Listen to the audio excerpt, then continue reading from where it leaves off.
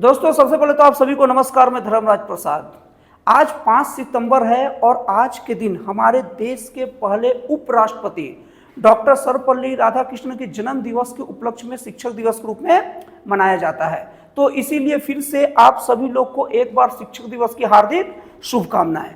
और आज की वीडियो में ना मैं शिक्षक दिवस के रूप में एक महाज्ञानी जो कर्पूरी चंद्र कुलिश उनका नाम है, उन्होंने एक आज से लगभग 30 साल पहले 3 मई 1995 को एक लेख लिखा था और उस लेख में उन्होंने बताया था कि भारत की शिक्षा जो व्यवस्था है किस तरीके से खराब हुई।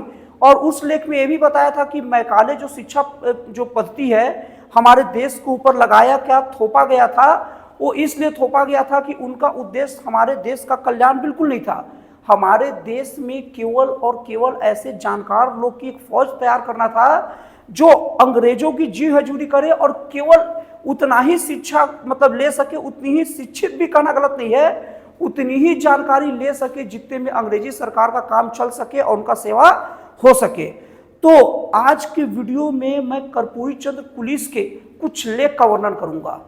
उस लेख में उन्होंने हमारे पुराने गुरुकुल प्रणाली को उठाया और जिन्हें उनके साथ में वो एक चट्टशाला करके एक पाठशाला व्यवस्था की बात कही।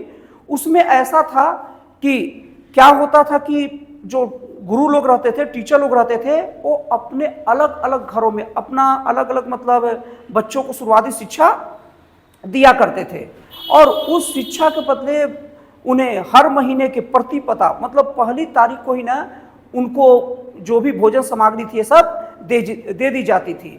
और जब कोई गुरु से संबंधित कोई त्यौहार आता था, जैसे गुरु पूर्णिमा हो गया और भी समय आ गया, तो उस वक्त उनका विशेष ध्यान रखा जाता था और उस वक्त गुरुओं का इज्जत भी बहुत ज़्यादा किया जाता था।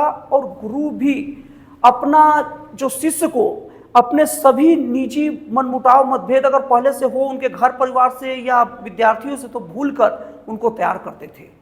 तो जो कुलिश जी है ना, वो भारत सरकार की अभी की जो शिक्षा व्यवस्था है, अंग्रेज तो चले गए लेकिन अंग्रेजी शासन की नींव को बस संभाले रखने के लिए जो शिक्षा व्यवस्था मैकाले शिक्षा पद्धति के माध्यम से आई थी, उनके ऊपर उन्होंने कड़ा प्रहार किया है।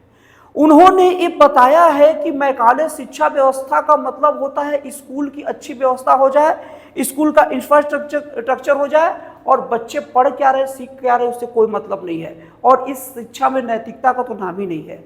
तो उन्होंने भारत सरकार को ये राय दिया था कि जो भी प्राइमरी स्तर की जो भी जो पढ़ाई है ना, वो चटशाला की तरह हो। ऐसा हो कि सरकार अलग अलग जगह है, चटशाला का वही अलग अलग गांव में और या अलग अलग गली मोहल्ले में स्कूल खोलने की अनुमति दे दे और उसके लिए कोई लाइसेंस की बाध्यता ना करे। वो पढ़ाने वाले जाने और जो पढ़ा रहा है वो जाने। और वो पूरा शिक्षा नहीं बोल रहा हूं, प्रारंभिक शिक्षा जैसे कि अक्षर को पहचानना, अनार आम ABCD, फिर लेटर लिखना पढ़ना, यहां तक ट्रेंड करने की जवाबदारी वहां के क्षेत्र को दे दे।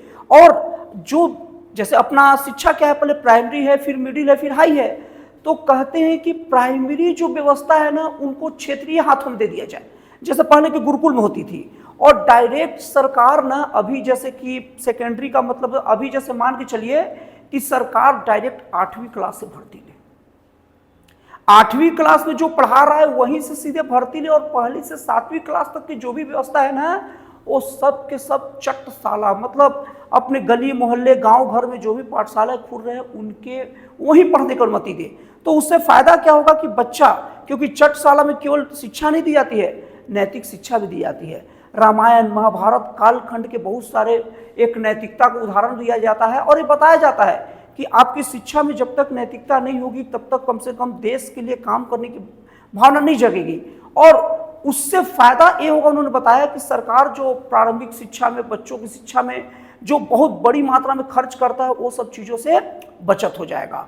और वो चटशाला में अपने अनुसार कोई शिक्षा दे, लेकिन कुछ बेसिक चीज़ें जैसे कि मिडिल क्लास से लेवल शिक्षा से क्या जरूरी है, आपको पूरा हिंदी पढ़ने आना चाहिए, इंग्लिश में भी पूरा नाम पढ़ने आना चाहिए, इंग्लिश ग्रामर सब क्लियर होना चाहिए।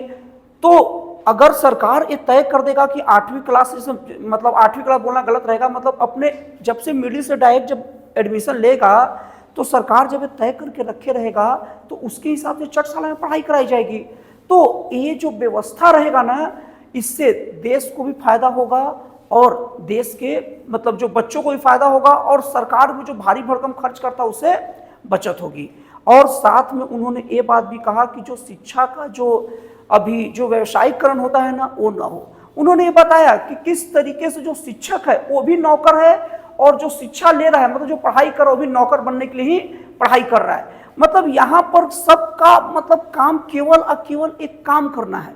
जैसे अभी के समय में जो कोई शिक्षक है पढ़ाने आता है तो वो भी एक वर्कर की तरह पढ़ाने आता है, पढ़ाता है और चल जाता है, और जो पढ़ रहा है उसको भी एक वर्कर ही बनना है, मतलब या तो शिक्षक के रूप में या कहीं और बनना है। तो ये सब चीज़ों को लेकर जो कर्पूरी चंद कुलीच जी ने अपनी बात रखी थी।